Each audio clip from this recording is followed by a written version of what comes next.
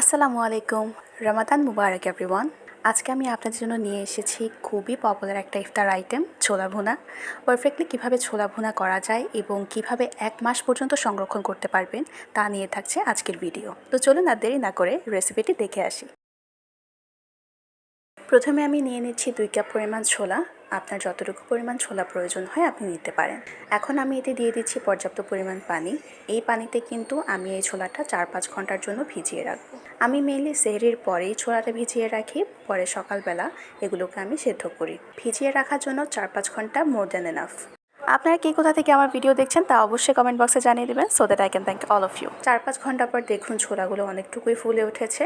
এখন আমি চুলায় একটি প্যান বসিয়েছি আর এতে ছোলাগুলো দিয়ে দিচ্ছি।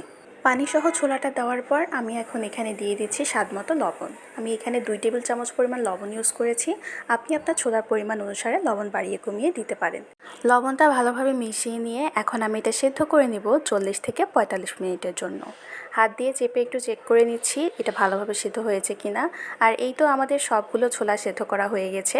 এখন সংরক্ষণ করার জন্য আমি একটা জিপলক ব্যাগ নিয়েছি আর এতে আমাদের সেদ্ধ করে রাখা ছোলাগুলো রেখে দিচ্ছি।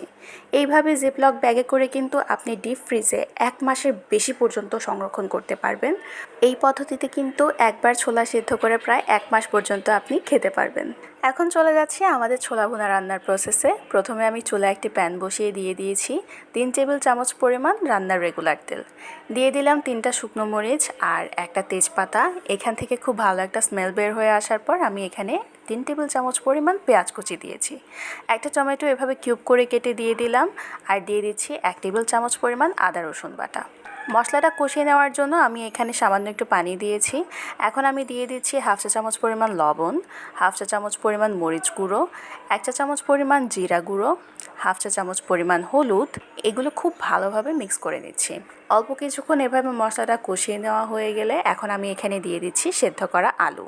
আলুগুলোকে আমি ছোটো ছোটো পিস করে কেটে নিয়েছি। আপনি চাইলে হাত দিয়ে হালকা ম্যাশ করেও কিন্তু দিতে পারেন। ঢাকনা দিয়ে ঢেকে দিচ্ছি 1 মিনিটের জন্য।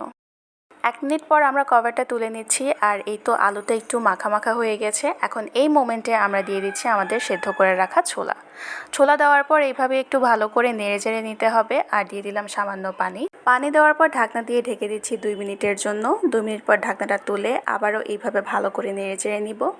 আর এখন আবারও আমি ঢাকনা দিয়ে ঢেকে দিচ্ছি পানিটা শুকিয়ে আসা পর্যন্ত। পানিটা মোটামুটি শুকিয়ে এসেছে আর এই মোমেন্টে আমি দিয়ে দিচ্ছি 1/4 চা চামচ পরিমাণ গরম মশলা গুঁড়ো এবং দিয়ে দিচ্ছি ফালি করে রাখা কাঁচামরিচ। এইভাবে রান্নার শেষের দিকে যদি কাঁচামরিচ দেওয়া যায় তাহলে খুবই ভালো একটা ফ্লেভার আসে। একটু হালকা প্রেসার দিয়ে কয়েকটা আলু একটু থেতো করে নিব যেন এটি একটু মাখা মাখা হয়ে আসে। ঢাকনা দিয়ে অপেক্ষা করব 1 মিনিটের জন্য। আর এই তো আমাদের ছোলা ভুনা একেবারে রেডি। গার্নিশ করার জন্য আমি এখানে ধনেপাতা কুচি ইউজ করেছি। দেখুন কত সহজ পদ্ধতিতে মাত্র 10 মিনিটের ভেতরে আমরা ছোলা ভুনা তৈরি করতে পেরেছি। আর এই ছোলা ভুনাটা কিন্তু রান্নার পর কালো হয়ে যায় না, খুবই সুন্দর একটা কালার থাকে আর এর টেস্টটাও মাশাআল্লাহ খুবই ভালো।